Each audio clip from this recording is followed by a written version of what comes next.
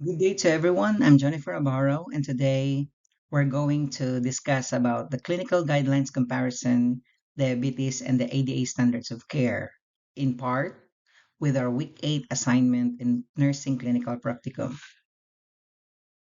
So, what we'll cover today, this presentation walks through each required rubric category, from disease background and the clinical practice guide identification to key action statements and a real clinical case comparison. Number one, we have a disease and background, which comprises of incidence, prevalence, pathophysiology, and clinical presentation of diabetes mellitus. Number two, we have the publication and applicability, ADA standards of care authorship, publication history, and relevance to primary care. Number three, key action statements, up to five guideline recommendations with evidence strength ratings. And lastly, number four, clinical application, comparing a real patient case from clinical rotation to ADA recommendation. Disease and background. Diabetes mellitus is a chronic metabolic disorder characterized by persistent hyperglycemia resulting from defects in insulin secretion, insulin action, or both. It is one of the most prevalent chronic diseases in the United States and worldwide. The incidence and prevalence. Now, the scope of diabetes in the US. Americans with diabetes is 38.4 million, approximately 11.6% of the US population as per CDC 2023. 97.6 million adults with prediabetes, more than 1 in 3 US adults are at risk for developing type 2 DM, and 90 to 95% type 2 DM, the most common form, strongly linked to obesity and sedentary lifestyle. About 327 billion US dollars of annual economic burden, total direct and indirect costs attributed to diabetes in the US, as per ADA 2022. So let's go to pathophysiology, how diabetes develops. So we have two kinds of diabetes, type 1 diabetes mellitus and type 2 diabetes mellitus.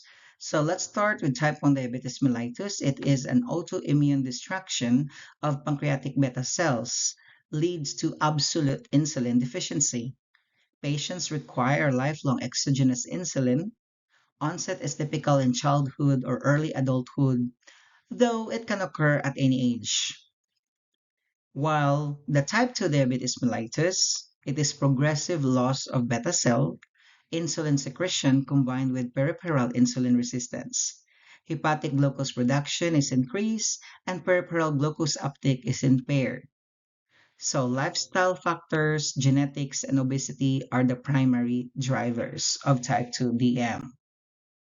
So clinical presentation, how we can recognize diabetes in practice. The classic presentation includes the three Ps, polyuria, polydipsia, and polyphagia. Along with unexplained weight loss, type 2 DM is frequently asymptomatic, early and discovered incidentally on routine lab work. Polyuria and polydipsia via osmotic diuresis from glucosuria drives excessive urination and compensatory thirst. You're very thirsty. You keep on drinking water because you feel thirsty. Next is fatigue and blurred vision.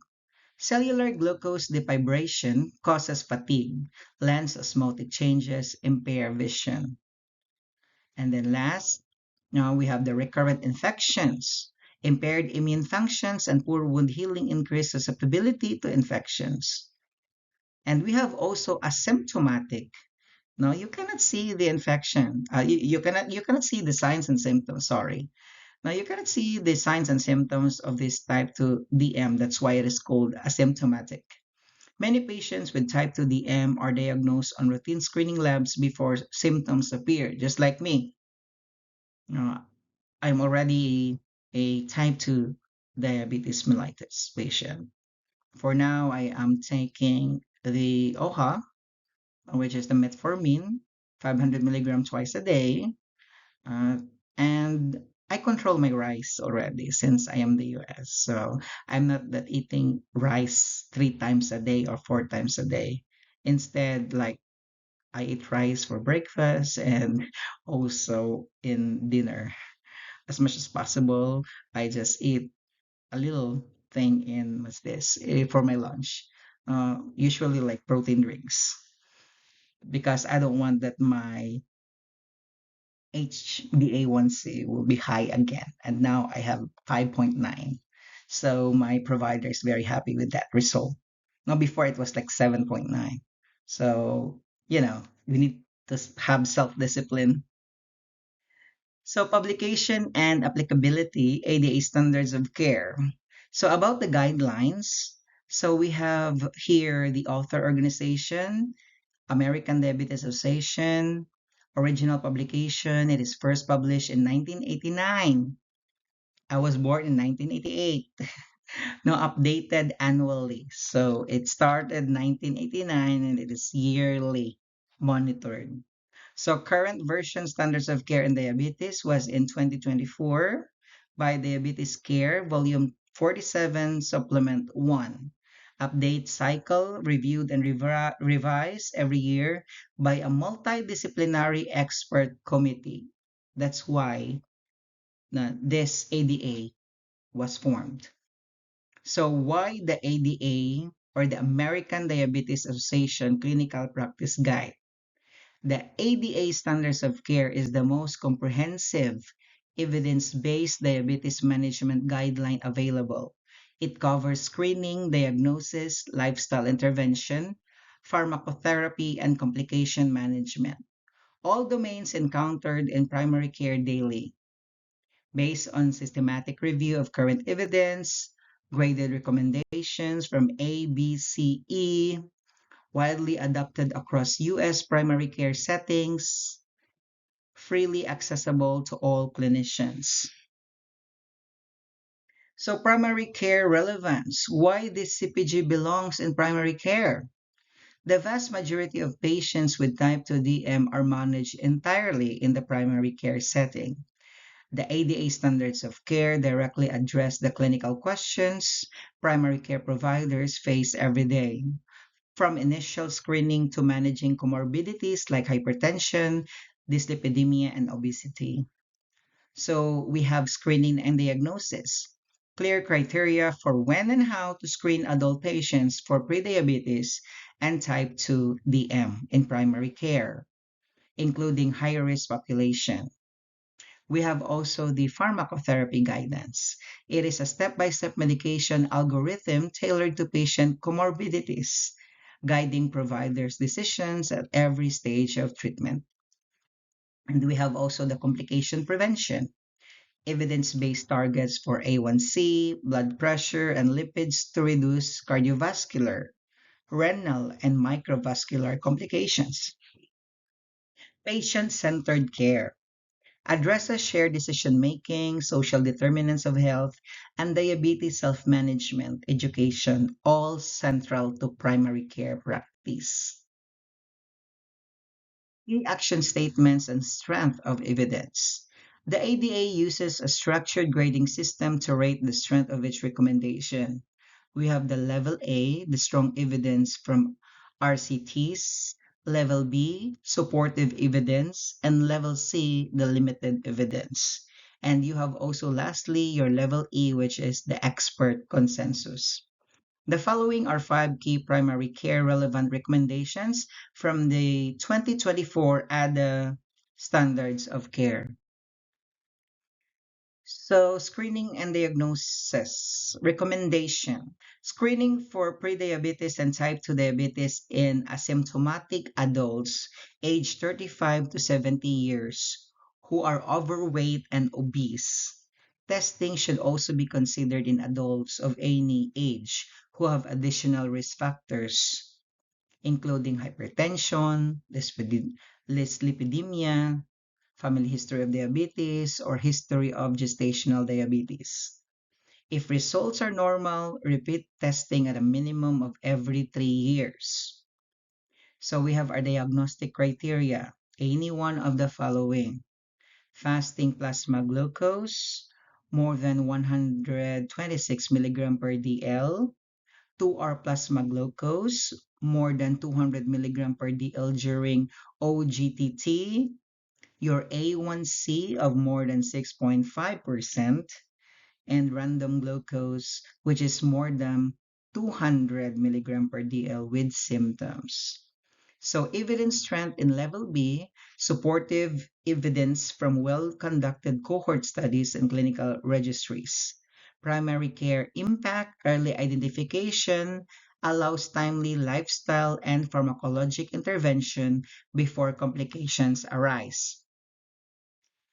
Glycemic targets and A1C monitoring. Recommendation. A reasonable A1C goal for any non-pregnant adults is less than 7%. 53 millimole per mole, more or less stringent glycemic goals may be appropriate for individual patients based on patient-specific factors including age, comorbidities, hypoglycemia risk, disease duration, and patient preferences. A1C should be assessed at least twice yearly in patients meeting treatment goals and quarterly in patients whose therapy has changed or who are not meeting goals. So you have your A1C of less than 7%. That's the general goal of most adults. A1C of less than 8%, appropriate for elderly or high-risk patients. And you have your fasting glucose target, which is 80 to 130 milligram per DL, and your peak postprandial glucose of less than 180 milligram per DL. So that is your after meal. So evidence strength. Level A. Strong evidence from multiple well-designed randomized controlled trials including ACCORD and the UKPDS. Primary care impact of level A.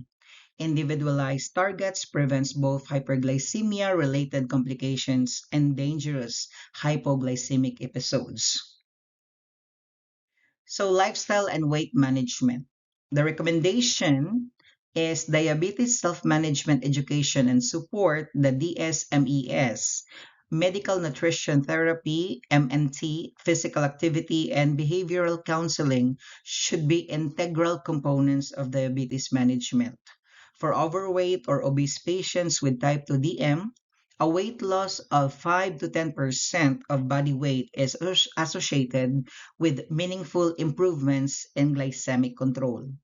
Patients should aim for at least 150 minutes per week of moderate intensity aerobic activity, spread over at least 3 days with no more than 2 consecutive days without activity. So refer to registered dietitian for the MNT, 150 minute per week moderate aerobic exercise, resistance training 2 to 3 times per week, and reduce prolonged sedentary time. Sitting, watching Netflix, eating popcorn, especially as nurses when we are having our day off. Now, instead of going outside, we're just laying in the couch or in the bed, sleeping or eating our soul food. So, evidence strength level A, consistently supported by a large-scale clinical trials and meta-analysis, including the Look Ahead trial. What is the primary care impact? Lifestyle intervention remains the most powerful tool for delaying progression from prediabetes to type 2 DM. So, pharmacologic therapy, first line and beyond.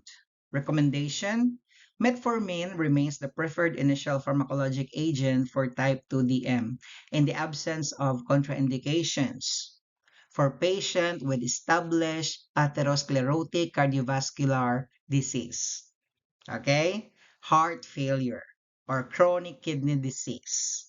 Because when they have that, we need to minimize or monitor now the prescription of this metformin.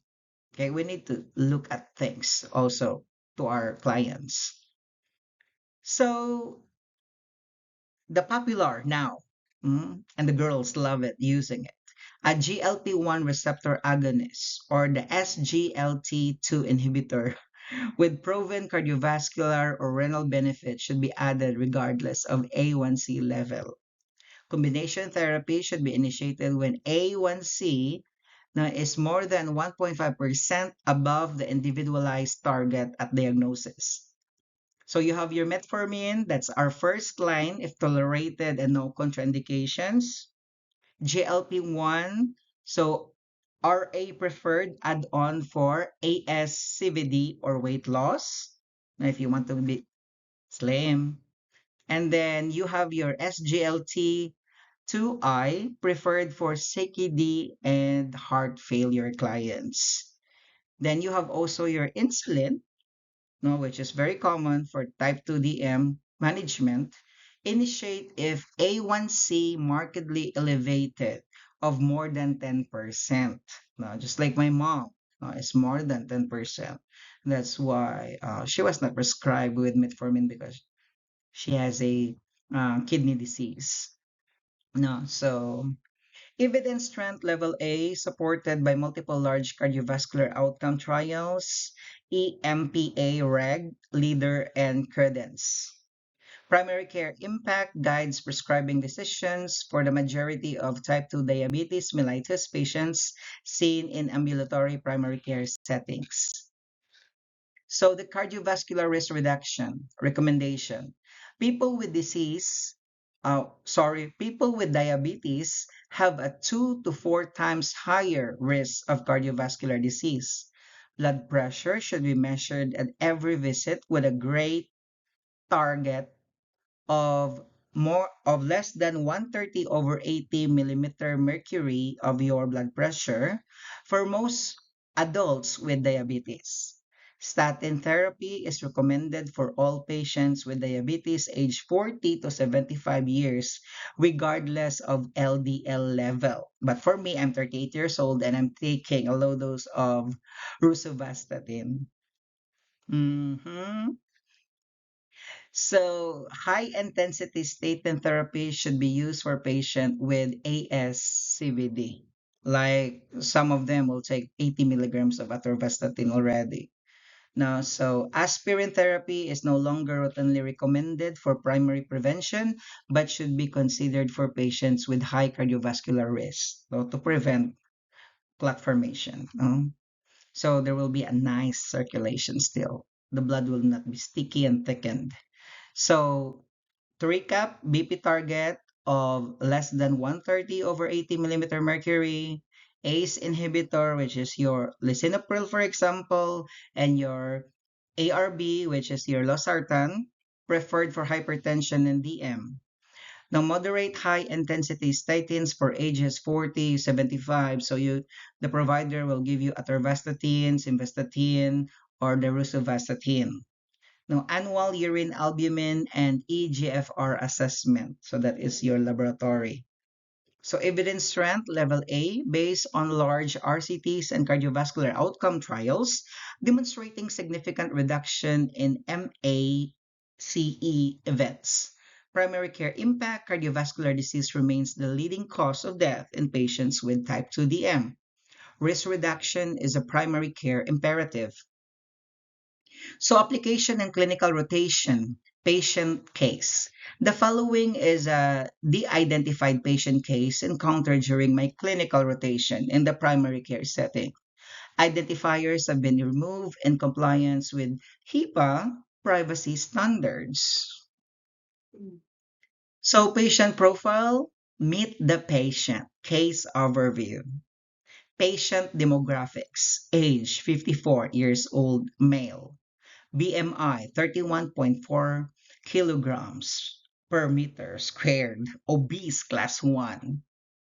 Chief complaint, fatigue, increased thirst, frequent urinations for the past 3 months. Primary medical history, hypertension. Our patient is on lisinopril 10 milligram. Hyperlipidemia, on atorvastatin 20 milligram. Family history, father with type 2 DM and CAD. Social history, sedentary office job. Oh my God. I am a nursing administrator and most of my work is in office. solving all the problems of the nursing department. So usually I'm sitting and always checking on my email, no, checking on my terminations, my grievances, and a lot of paperworks and coordinating with my unit managers in skilled nursing facility. So most of the time I'm just sitting, and that's why I limit my eating habits now. Diet high in processed foods, no regular exercise. Yes, it's very difficult for me to have an exercise, most especially when I go home. I'm already tired, very tired, even though my work is 8 hours, or sometimes I'll go home like 10 hours. So, no regular exercise, not like before when I was working on the floor that I ran there, ran everywhere. No, and then non smoker. Okay, so I am not smoking. So presenting labs and vitals. So the blood pressure is 138 over 86 millimeter mercury. Now I choose diabetes mellitus because I can feel it myself. Fasting glucose 214 milligram per DL. A1C is 9.2, but thanks God mine is 5.9%. Good. EGFR 72 ml per minute per 1.73 meters squared. Urine albumin creatinine ratio, which is 45 milligram per gram. Microalbuminuria. So there is protein in the urine. Albumin is a protein. LDL, which is your bad cholesterol, is 118 milligram per DL. So physical exam, no signs of peripheral neuropathy, so the patients can still feel when he walk. No? So most especially we check the plantar area or the both feet or the legs if the patient can still feel no, a tiny pinch of pain from that part no, to check for peripheral neuropathy. Mild acanthosis nigricans on the neck. So the neck discoloration is like a brownie spots in your neck. So no DKA symptoms, diabetic ketoacidosis, because remember, type 1 diabetes mellitus is with DKA. So type 2, no. Okay. So diagnosis, comparing to ADA guidelines, the patient met diagnostic criteria for type 2 diabetes mellitus based on the two separate lab findings. You have your fasting plasma glucose of 214 milligram per DL, A1C of 9.2%. This aligns precisely with the ADA Key Action Statement 1. ADA criteria met, FPG 214 milligram per DL, more than 126 milligram per DL threshold, and A1C of 9.2%, more than 6.5% threshold, both independent diagnostic. Screening was appropriate. Patient is 54 years old, 40 above, with obesity, hypertension, dyslipidemia, and family history. All ADA categorized high risk criteria warranting screening. Additional workup ordered, provider ordered urine albumin, GFR, lipid panel, and foot exam. Consistent with ADA comprehensive evaluation recommendations at diagnosis. So your treatment plan. Being a provider, so we have our treatment plan, and this CPG will really help us to make our decisions. So treatment, how the plan aligned with the ADA recommendation. So let's start with our pharmacology, okay, or pharmacotherapy. So given A1C of 9.2, significantly above goal, the provider initiated metformin 500 milligram twice a day with titration plan plus an SGL2 inhibitor, which is your empagliflozin, given the patient's CKD stage and cardiovascular risk. This dual agent initiation is supported by ADA for A1C, which is more than 1.5% above target at diagnosis. Okay, you have also your glycemic target set, which is the CAS2. Providers set an individualized A1C target of less than 7.5%, slightly relaxed from a less than 7% due to comorbidities and newly diagnosed status, with plan to reassess after 3 months. Now, so fasting blood glucose goal of 80 to 130 milligram per DL was communicated to the patient. And your lifestyle counseling CAS3 patient was referred to a registered dietitian for medical nutrition therapy and enrolled in a diabetes self-management education program. A walking program of 30 minutes a day, 5 days per week was prescribed, consistent with the ADA's 150-minute per week recommendation. I'm so guilty, guys. So cardiovascular risk reduction. So blood pressure management was optimized. Lisinopril was uptitrated to 20 milligram. Our BP target here is 130 over 80. So below 130 over 80 is target. Atorvastatin was intensified to 40 milligram. High intensity statin. You know, sometimes I do not like to take my atorvastatin or rosuvastatin. I have this rhabdomyolysis. Every time I wake up in the morning, all my muscles, my thighs, my shoulders are really painful.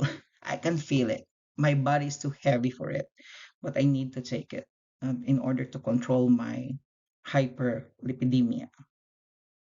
So with your given ASCVD risk, so there is microalbuminuria is confirmed, ACE, which is your lisinopril, continuation was appropriate for renal protection.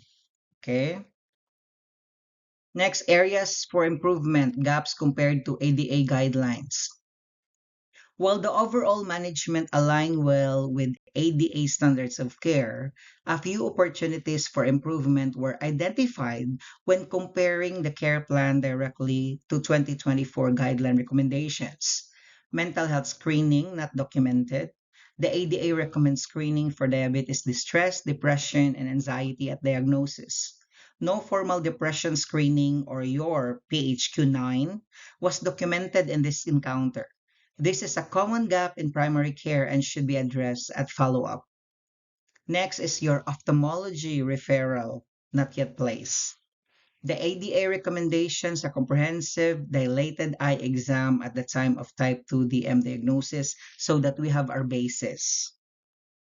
No? So that is very important to check our retina, nerves in the eyes, if it is still intact or not damaged, retinopathy. Okay, so a referral was discussed but not formally placed during the visit. This should be prioritized given the risk of diabetic retinopathy. Okay, so as a provider, you should include this ophthalmology referral so that you will have a basis in your diagnosis. Okay, and then the continuous glucose monitoring or the CGM is not discussed. Okay, the 2024 ADA standards recommendation offering CGM to adults with type 2 DM on insulin or at risk for hypoglycemia. Okay, so for example, you are in insulin, so you should also educate your clients about the risk of having that hypoglycemia now and ways to prevent it and its management. Now, as a nurse practitioner, um, don't forget you started being a registered nurse. So our approach as a nurse practitioner is still holistic. Now, we give comfort, sympathy, empathy. We can feel our clients. We will still include and emphasize the importance of nursing education. So summary and key takeaways. This case demonstrated that the primary care provider closely followed the ADA Standards of Care 2024 in diagnosing and initiating treatment for a newly diagnosed type 2 DM patient with multiple comorbidities. The experience highlighted how clinical practice guidelines serves as essential decision support tools, not rigid rules. that must be interpreted and applied in the context of individual patient needs. CPG's anchored clinical decision, the ADA standards provided a clear framework for every major decision made in this encounter, from diagnosis criteria to medication selection. Individualization is essential. Glycemic targets were appropriately adjusted based on patient comorbidities, demonstrating the need to adapt guidelines to each patient. And the gaps inform future practice. Identifying where care fell short of guidelines is a valuable as confirming alignment. It sharpens clinical reasoning and improves patient outcomes. That's why I told you guys that nursing education should be emphasized. Okay, so that our patient will remember on the things that they do when they go back to their homes. So that is the main purpose of us being nurse practitioner, now to prevent the worsening of condition.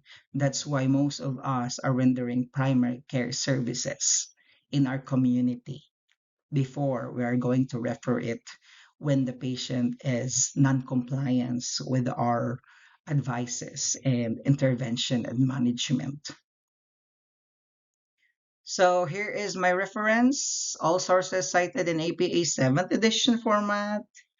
Of course, we have our American Diabetes Association, Professional Practice Committee, Standards of Care in Diabetes, Diabetes Care, Centers for Disease Control and Prevention, 2023, National Diabetes Statistics Report, U.S. Department of Health and Human Services, American Diabetes Association of 2022, Economic Cost of Diabetes in the U.S. in 2022, Zinman, B. Warner, C. Lachen, J.M.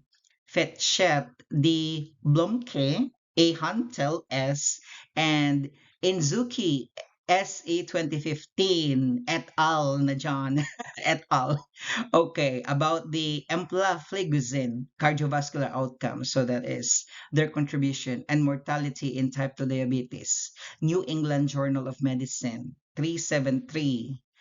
Okay, and we have also Marceau, SP, Daniels, J.H. Brown, Franzen, K. Christensen, P. Mann, J.F.E. Nock, M.A. Steinberg, W.M. et al., 26. Now, there are many authors anchored to this research. So, liraglutide and cardiovascular outcomes in type 2 diabetes, New England Journal of Medicine 375. So once again, I'm Jennifer Navarro, a student of postgraduate certificate family nurse practitioner, and thank you for having time listening to me. Bye-bye.